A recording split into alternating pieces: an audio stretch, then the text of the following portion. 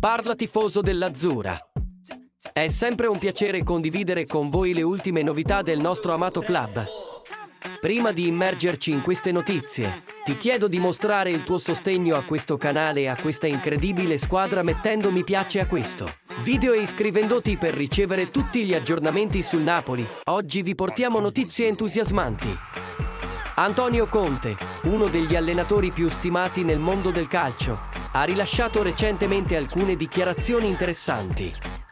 In un'intervista per il programma Rai, il Belvet ha parlato della possibilità di allenare il Napoli o la Roma. Alla domanda se gli piacerebbe allenare il Napoli o la Roma, Conte ha rivelato: "Sono due posti che mi piacerebbe vivere per la passione che esprimono. Spero che un giorno ci sia la possibilità di fare quell'esperienza. Napoli. Non accetto scuderie perché sono situazioni create in anticipo. Quella di cui mi sono pentito di più è stata la Juventus dopo 3 anni. Quando si vedono grandi problemi anche nelle piccole cose, ho deciso di partire."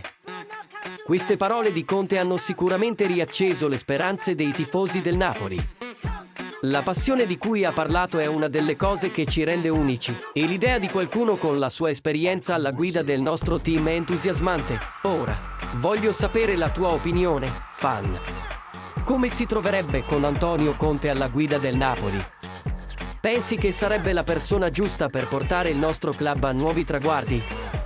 Condividi i tuoi pensieri nei commenti qui sotto.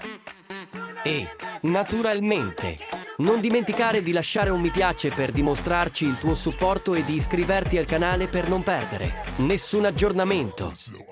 Restiamo in attesa della vostra risposta. Forza Napoli sempre!